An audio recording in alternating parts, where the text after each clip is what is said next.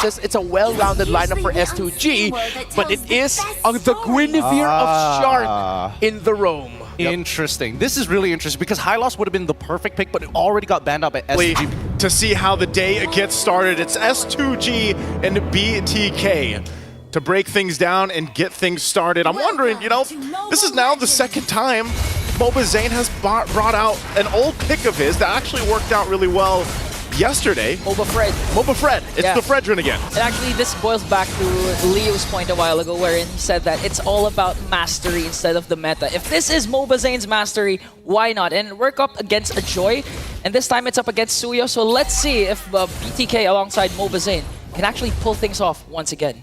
I think at this point too, you have to be able to watch out for this. But also, you guys watching at home, you guys got to watch for the M6 pass because it's now available. You can complete all the active tasks during the event to hit level 75 for free, get amazing rewards, including Claude's battle emote, the M6 Glory Avatar Border, Baksha's battle emote, and the new special skin of Baksha Dauntless Shield, all for free. So make sure you guys go ahead and grab that because the action already starting here once again. Early rotations too, even what we expected here with S2G. I know right away when you look at even the emblem sets being put into place, this lineup from S2G wants to move around fast. They want to be able to rotate quickly. They want to be able to even utilize the Matilda pick. This is... Oh, and it looks like they're going to make a move here. Okay. Boon flicker out, but Shark goes in with a spatial migration. BTK won't commit to the fight alongside S2G. And looking at the emblem, Z actually has the Master Assassin, so he's confident going up against Sigiboom down to the laning phase. But the thing that bothers me, or the thing that concerns me rather, is the Guinevere roam. We've seen it. Renegade used it up when Aurora played yesterday. The problem is the range of the spatial migration. Even if you paired it up with the flicker, it's going to be hard, especially up against a Matilda. So it's really easy to predict by S2G when spatial migration is going to be casted. But look at this, BLOODTHIRSTYKINGS going on right now. White Chicken with the Infernal Pursuit as S2G works on the turtle. All right, they're going to start it up. I think they're going to break out a fight. Oh, beautiful Earth Shatter combination! And Kazooie gets the first turtle, but Shark wants to answer right back with a kill onto Lunar. Pago is safe. And that's a trade BTK is willing to take, transitioning right away to getting that orange buff. Yeah, actually, they're going to take quite a bit from that. So they, the objective going in the hands of S2G, not too bad, but BTK, they won't let it just be, resulting into that. They get a kill on Lunar. They end up taking a buff from that, and they'll go ahead and get back into the rotation. Always that first turtle is kind of up in the air. You don't have to completely secure it because you still have that second and third coming up. And with a lineup like this, that's something that we can talk about and break down even further. With BTK's lineup, it's kind of a slow burn. I mean, talk about how successful this Bruno pick has been. I think he's, 75% win rate right now? Yeah. Something insane. 6 out of 8. I'm actually surprised we didn't see it banned out, But in this case, the fact that you just want to go ahead and have that build up on this Bruno, Zia is going to be in a good, situation where then he's able to pop off later on, especially into when Hoon sets up the real world manipulation. Now, if you missed the game yesterday that BTK played, they almost got to a point where the game kind of got a little shaky, almost got a little scary if they were actually going to be able to close out the game. So I hope that they were able to go ahead and kind of adjust themselves for this game, as mistakes can turn things around so quickly. I think that's one of the most deadly things about our current Swiss stage format, this best of one. Whoa! Shark managed to find a pick-off, but so managed to escape here. No kills whatsoever for both of these teams. And this is what we were saying, as the real-world manipulation will be casted by Big In. Here comes Pagu. So still, no casualties. 4 minutes in, only 1 kill the whole game. That's a whole lot of just, showing what's available, but no one goes down. A couple ultimates.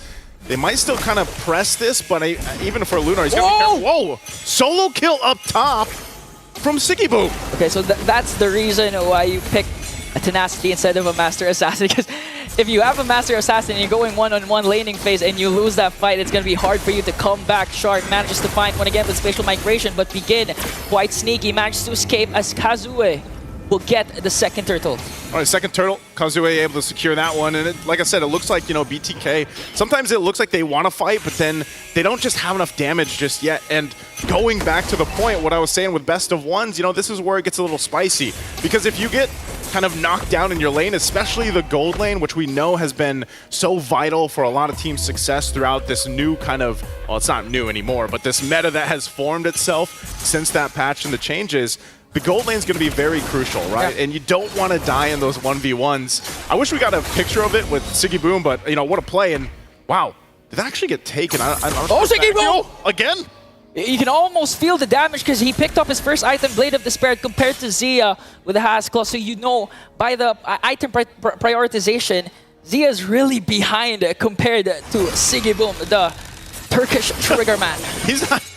Zia's not having a good time, man. You know, I guess you don't bring a soccer ball to a gunfight. Look at this. Oh, and they're bringing Kazua with him to bring down Shark and try to bring him down. But Shark, quite sneaky, will be able to escape. But look at the pressure S2G is putting on BTK. They're actually going to take down a first-tier turret up top. Almost there. Forcing a reaction coming in from BTK. So almost there for S2G. They didn't get the turret. They're nearly there, though. And you're seeing how much pressure can be put up from S2G just based off the fact that, you know, again, even if Biggin has the real-world manipulation himself, it kind of gives them that threat in terms of space. But then they have the mobility factor, too, because they have a Matilda. And it's kind of getting difficult for Bloodthirsty Kings to be like, you know, how do we approach this fight? How do we actually engage here? And that's why I was saying earlier, you know, they need a lot of time to kind of build up, get to a point. Third turtle's coming up here. And I don't know, man, if Bloodthirsty Kings can actually win this fight for the objective, that'd be great for them to set up into that first Lord coming up. But right now, it's just S2G, knowing they have this minor advantage, nothing too crazy, about 1,500 gold. It's going to be started up, though, by Zia. Rest of the team's going to make their way, MOBA as well. And this is where we expect, you know, the Fredrin pick to shine. But look at the angles that are going to be set up here from S2G. Half health, MOBA doesn't want to fully commit just yet. They might rely on Shark to jump in with that spatial migration. Okay, goes in with the Earth Shatter onward combination plus the flicker. Here comes Shark with a beautiful spatial migration onto the backline. Bracer Draft coming in from MOBA, but Lunar will get the turtle plus a kill onto Shark, forcing BTK to retreat. Whew, and just like that, that's 3 for 3 in the turtle department for S2G. They further the game lead a little bit more at this point. BTK, they tried to make something happen, but it was Lunar that went in first. It was Lunar that went the aggressive route, flickered in, got the knockup. And right now, Siggy Boom really trying to work on this turret. I don't think it's going to get capped out just yet as MOBA will clear it out, but the bottom goes down. So this is that shift in momentum where now you got all the turtles, you're starting to get these turrets down, and BTK will be kind of scrapping to find what they can. Looking at that lineup, it's going to be hard for BTK. I mean, it's like you're forced to initiate first, but the problem is with the presence of the Matilda, S2G can just re-engage at any given moment. Yep. Retreat, re-engage, especially with Lunar's performance, Flicker and Earth Shatter onward combination, always connecting. So at this point, BTK, you're just going to have to bite the bullet for the meantime and wait for Zia's power spike to shine through later on towards the late game. You know, that's the thing when we look at this lineup again, is like, when is that power spike going to happen? You know, when is this going to be, when are they going to come online for BTK? And for Zia specifically, you know, he still needs quite a bit of time to build up, because not only is he gapped a little bit in levels, but he's got to catch up on gold. This tier 2 is actually close to going down. At least Zia was able to push down on the bottom side, but ultimately this is leading to a place where S2G is going to have a good advantage when it comes to the Lord take. Now all it could take is Shark to get a proper setup. Oh, like that one on to begin, but he's not going to fully commit it because S2G is ready to respawn. Okay, BTK, Zia just picked up his Malefic gun, so in terms of counterattacking, he's actually quite able to do that, plus the proper positioning needed to do the free hits onto S2G Esports. But the problem is they have a lot of initiations. I mean, Lunar has been phenomenal with the Edith. Even without the flickers, Earth Shatters keeps on connecting. And look at BTK, they had the initiative to go first with the setup, but with the presence of Padu's Matilda, they're thinking twice. They're not as decisive as with what they want to do. This is a little bit different this time around for MOBA, you know, struggling to get these objectives. You know, yesterday he was on point with them, but so far, the jungle battle definitely going in favor of S2G right now. This Lord's going to be started up half health right now. They've got the advantage in terms of the space to work with, but it will go for a reset. Still kind of limit testing each other, especially in the mid lane, because those tier 1 turrets are still up.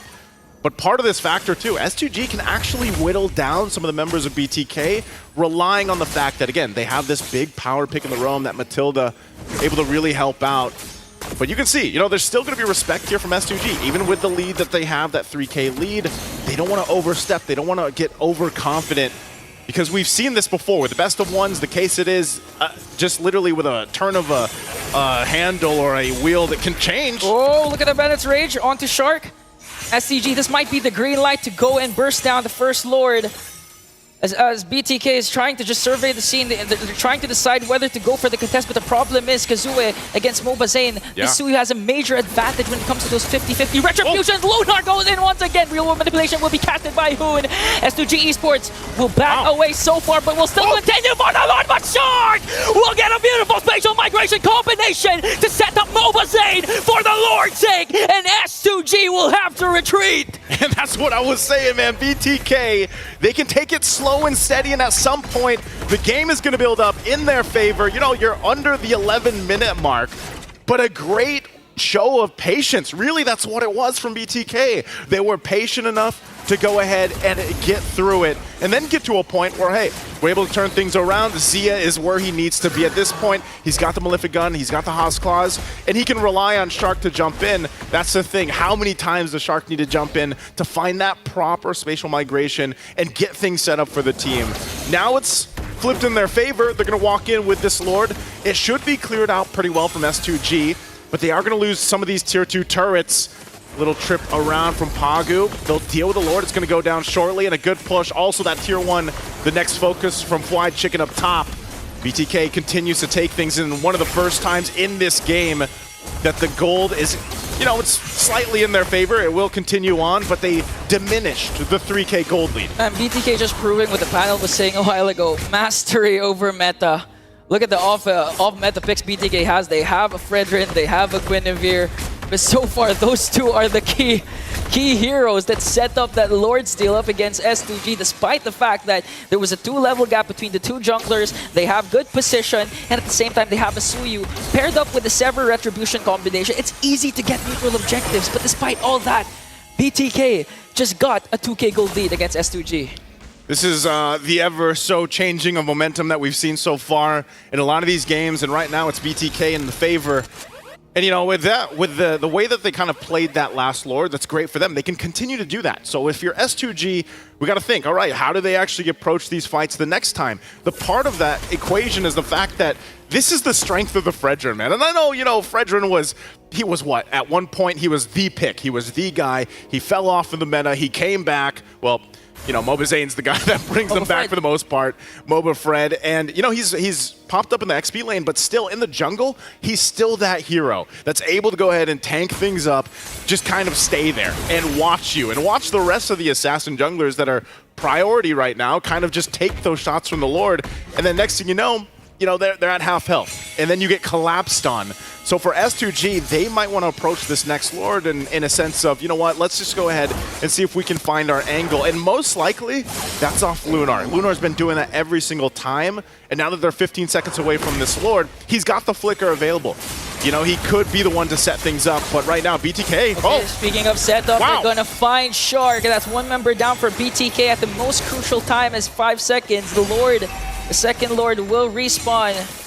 And S2G, they have a decision. Will they go for the Lord push? Will they go for the Lord burst? Or will they take down bodies from BTK? They're trying to poke down Hoon. Here comes the Circling Eagle, but Hoon manages to flicker out. But look at Siggy Boom, the Turkish Trigger Man with the Renner. Takes down Hoon. Now MOBA Zayn trying to soak up every single damage. Zia, though, quite alive still. But 5 members of STG are surrounding this second Lord. Will BTK pull off another miracle and steal away this Lord? They're going to go for it. It's a quarter to health. Okay, here comes Circling Eagle once again. It's going to be Retribution battle! Zia gets a kill! Zayn gets the Lord! And BTK, green light on the attack! Infernal Pursuit from Fried Chicken, but he's going to fall down as well. MOBA Zayn and Zia will get another one as Shark manages to find Siggy Boom! A double kill for Zia!